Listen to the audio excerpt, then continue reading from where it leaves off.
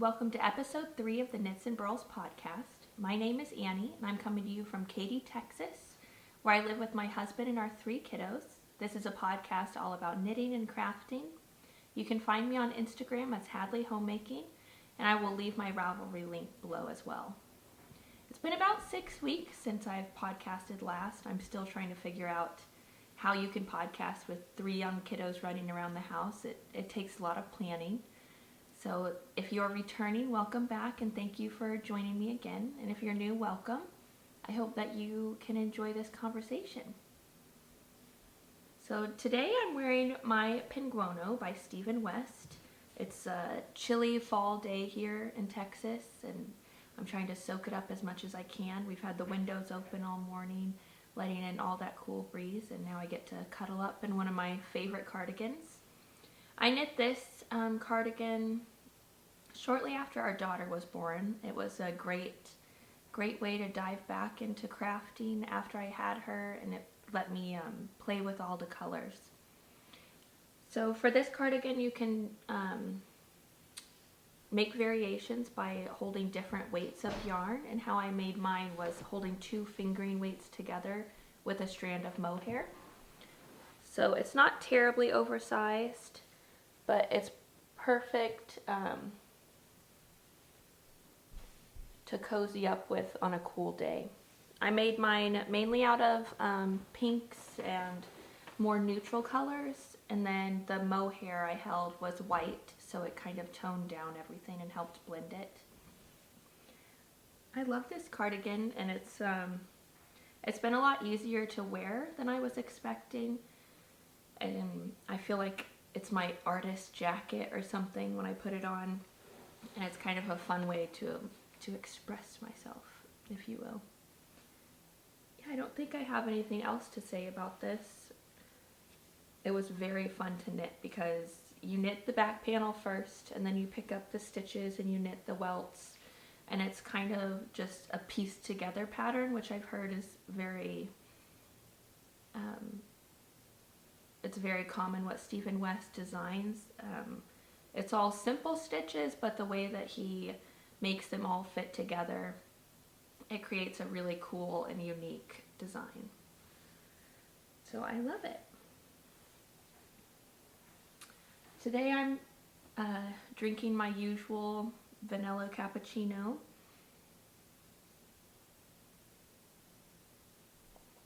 Out of this beautiful mug that my husband and I got this last year. I got it for his Christmas present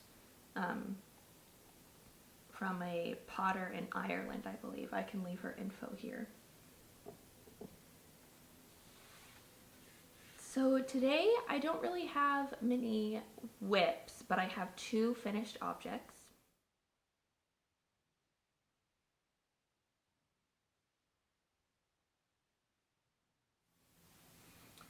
So I have 2 finished objects to show you today, and you actually haven't seen either of them as works in progress, so I figured let's dive right into it. The first one I have had casted on for a long time, and then Eric from the Sticks Plus Twine podcast, he hosted a knit along this last couple months called the Sticks Plus Twine Fall Finish Along.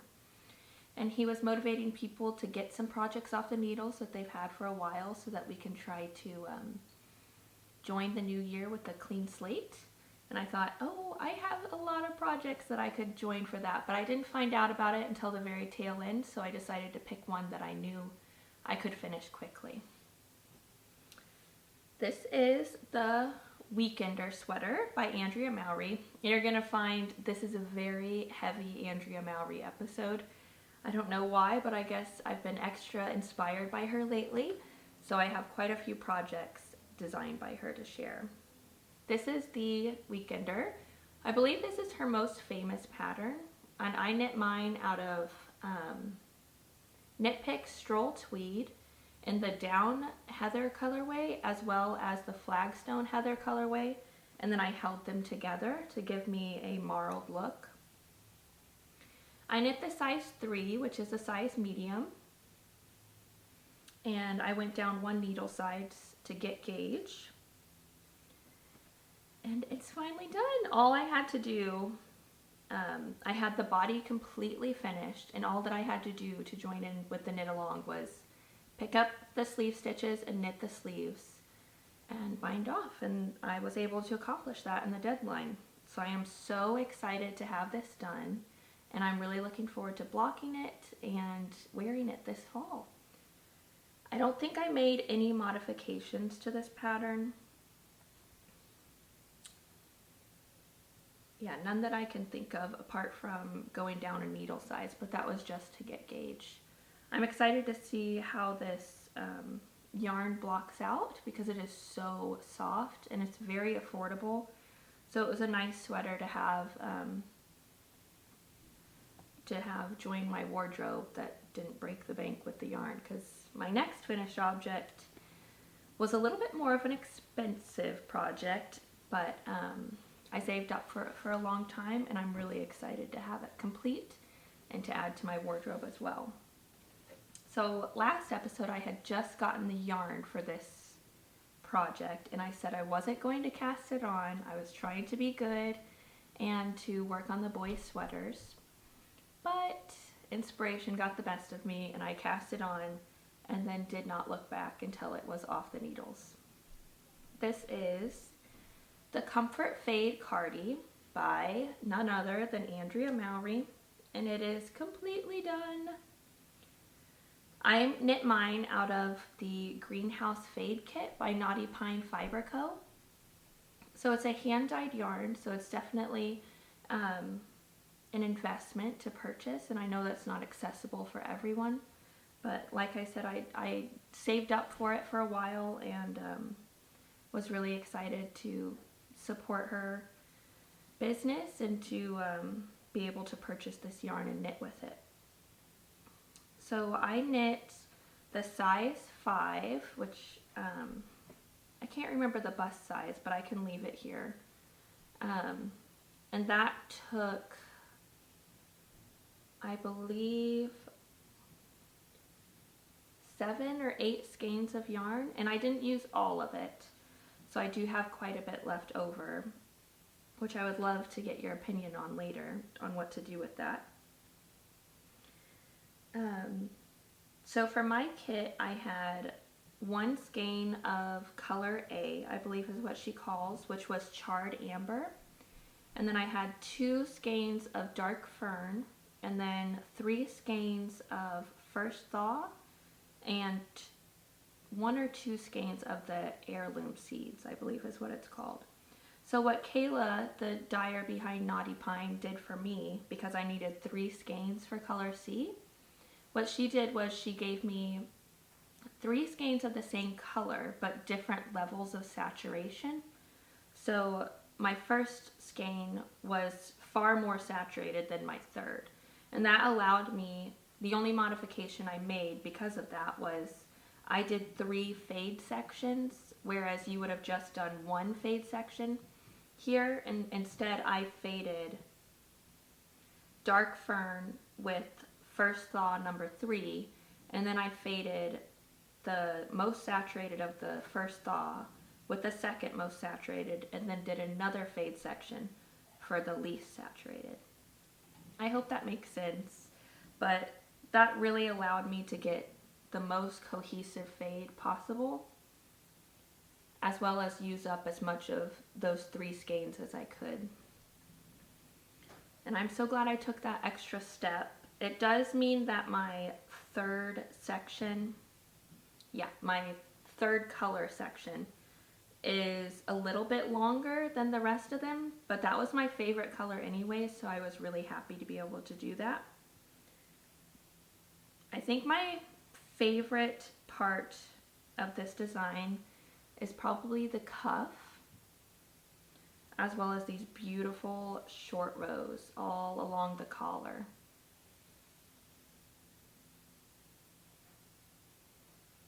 And I'll be sure to wear this next episode once I can block it.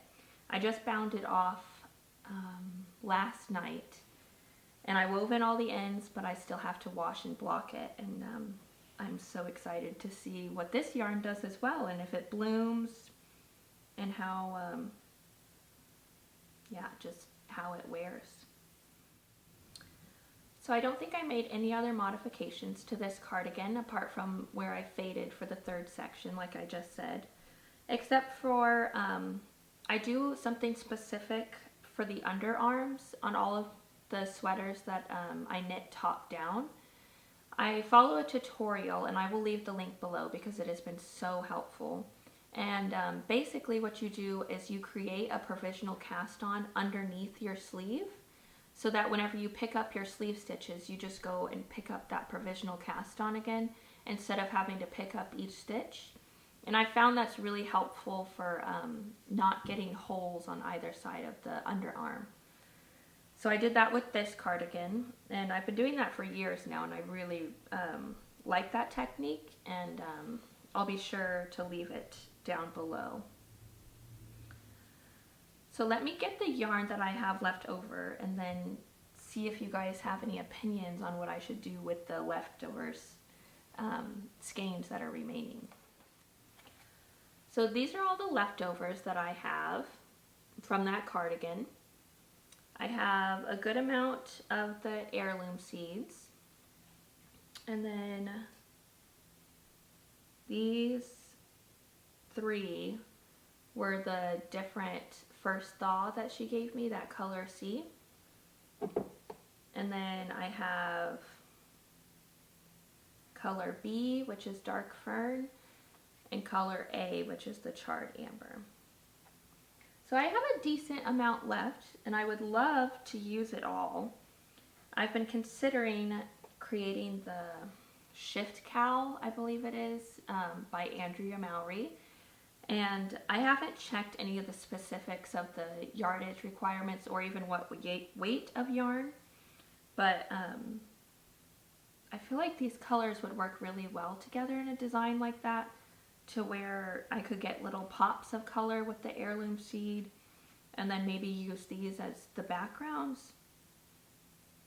But I wanted to see if you guys had an opinion, or if any of you have had experience knitting that cowl before, or if you've done it. I believe she designed it out of the spin cycle yarn, so if you've done it without using that yarn, I think that would be really interesting to hear your experience with it.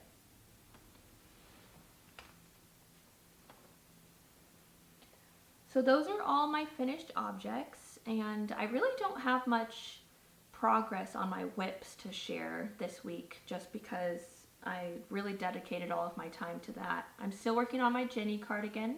I have 1 sleeve left, and then I'm working on the boys' sweater. I picked that up again, and then a pair of socks for them. So hopefully next episode I can show some more progress on those. I feel like I've been blocking projects in my mind. I really wanted to get the 3 garments off the needles that I've been knitting for myself for a while. And then I wanted to focus more so on all of the kids' objects that I'd like to get done for their winter wardrobe. So now I'm just about done with mine. I have just that sleeve left on the Jenny cardigan, and then I'd love to commit all of my time until December to get the kiddos' winter wardrobes in place.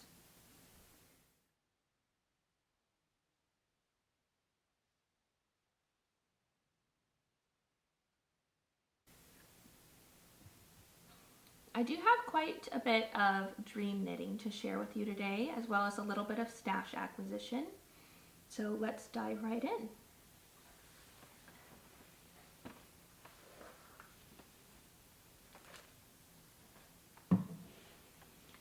So at the end of last month, I picked up this book. It's called Knits About Winter by Emily FODEN. I've been eyeing this book for quite a while, ever since it came out. And then I finally was able to purchase it, and I'm so excited to add it to my collection. All of her designs are so beautiful. She's the dyer behind Viola Yarns. But one design in particular that I wanted to purchase this book for is called Her Favorite Socks. And she provides multiple variations in this book of her sock recipe. My goal this next year, I guess, is to try out 3 different sock patterns. I would love to try out Emily Foden's recipe as well as Andrea MOWRY's everyday recipe, and a wooden nest. She has her favorite recipe up on her blog that she does with 2 fingering weights held together, and I know she's talked about that allows her to knit socks for her family a lot faster, and she's found that they are very durable. So I have quite a bit of experience, well, I have a little bit of experience with knitting socks. I would say I've knit under 10 pairs, but I haven't found my ideal, like this is my tried and true recipe and it fits my feet the best. So I would love to experiment with those sock patterns this next year and figure out which one works the best. That kind of ties me into the second thing that I got this month. I can't show it to you yet because it isn't open, but inside this box I have an advent skein of yarn from FRECKLED WHIMSY. She's a dyer in Illinois, I believe, and this was my Christmas birthday gift from my friend Laura. She purchased this for me, so I get to open it at the end of November and then begin knitting every day in December a stripe and leading up to Christmas.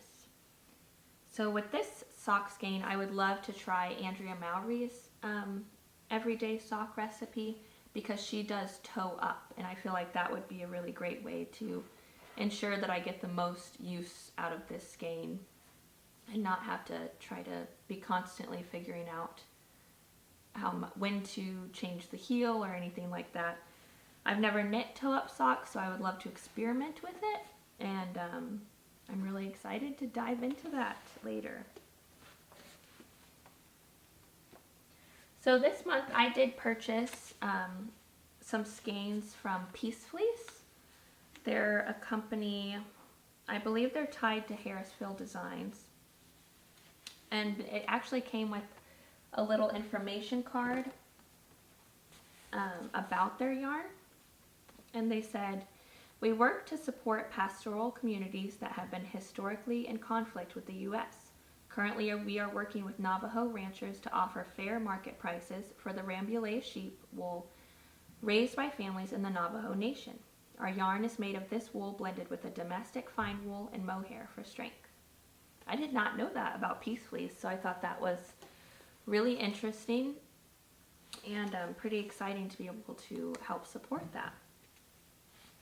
So I have been eyeing this colorway for quite some time. It's called Morning Dove, and I got it on their worsted base. And then this guy popped out to me. This is, I will have to look up the name because it doesn't have the full name on the tag. So I will put the name here. But this is also their worsted base, and I was expecting it to be a little bit more rust orange colored in person, but this is definitely more red, but I still really like it, and I think it would be a fun winter sweater to have. I purchased enough of both of these to make the FELIX pullover. I'm not sure who the designer is for that, but I'll put her name here. So I would love to cast these on soon. I feel like I've been knitting primarily cardigans lately, and my wardrobe is lacking pullovers a little bit, so I would love to cast these on soon.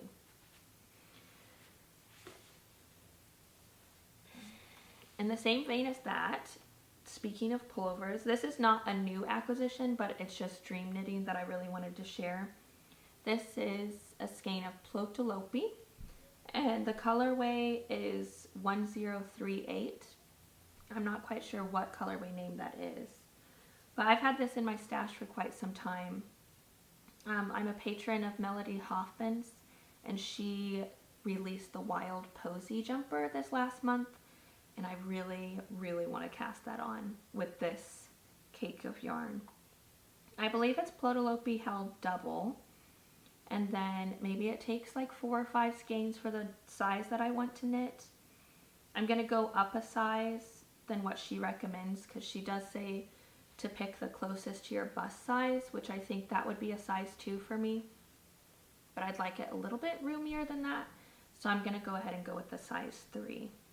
So this is my huge temptation that I have to tell myself, no, I can't do until I get some progress done on the kids' sweaters. Because I could totally cast this on tonight and probably not feel that bad.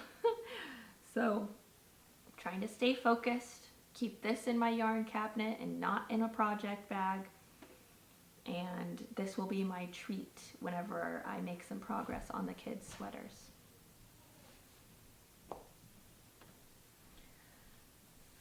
So another purchase that I made this month was from my friend Laura's shop. She has the Back Porch Fiber Co. on Etsy. And she just released some beautiful progress keepers.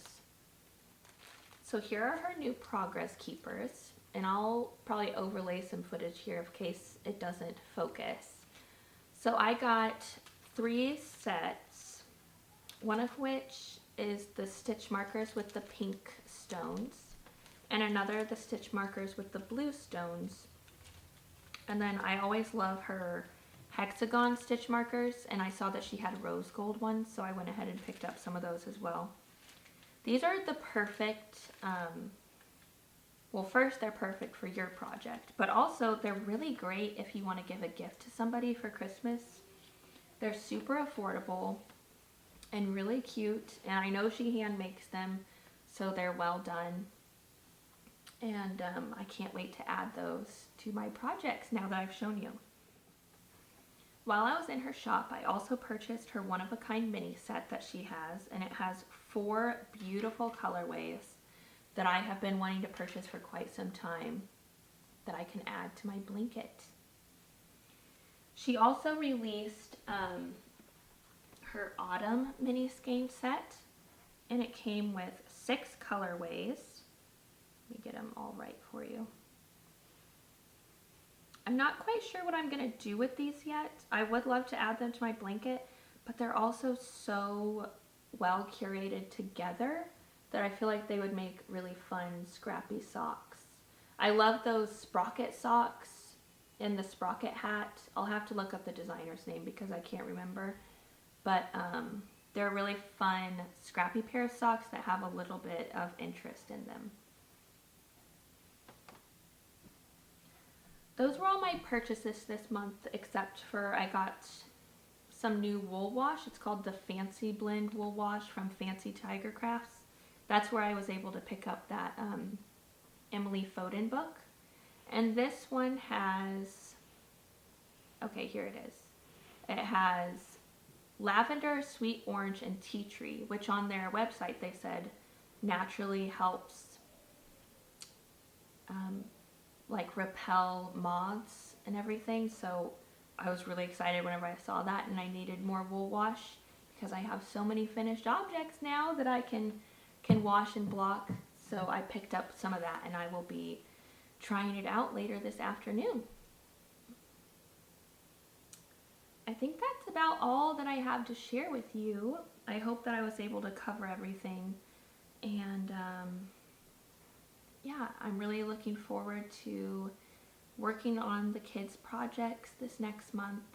I know that kids' sweaters always take a lot less time than I'm expecting, but I just want to be selfish and cast on that wild posy jumper, so I really need to stay focused and make a little progress on their stuff because I know that they will really love it. And they, like I said before in a past episode, they are so knit worthy because, you know, they have hand knit socks and they wear them all of the time. And they're always asking for mama made things. So I'm excited to spend a little bit of time working on things for them so that they can enjoy those.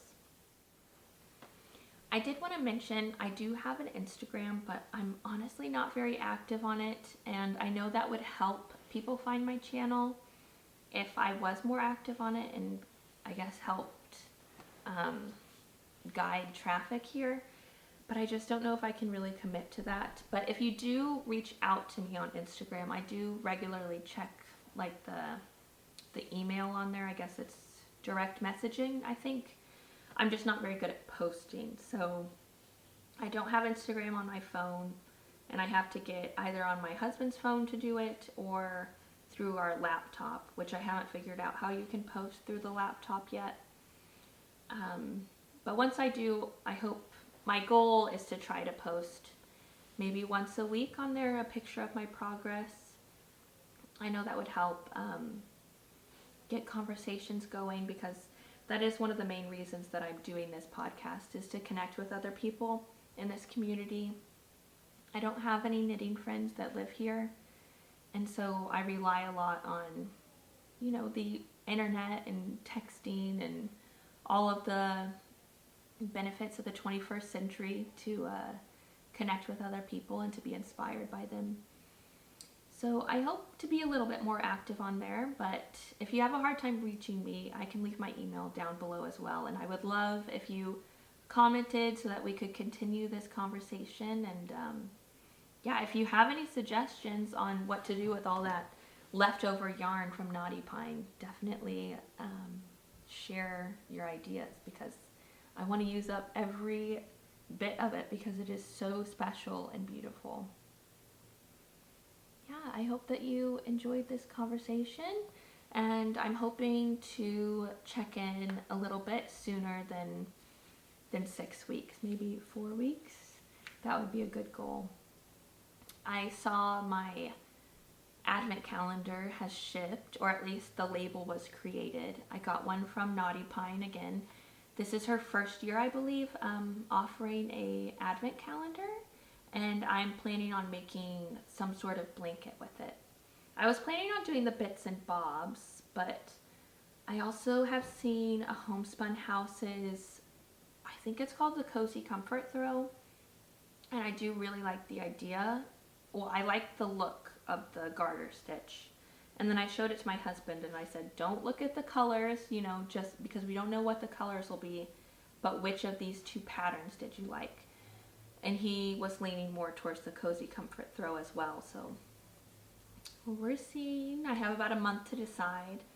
I'd love to get as much done as I can by December 1st so that I can focus on the blanket and my fun advent socks. I can't wait to knit on those. I think my friend Laura is going to knit on them at the same time, so that'll be really cool to message each other and, you know, oh, did you see this stripe? What did you think of that color?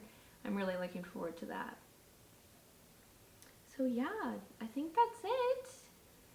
Like I said, if you have any suggestions, or if you just want to say hi and let me know what you're working on, I would love to hear from you. Talk to you soon. Bye.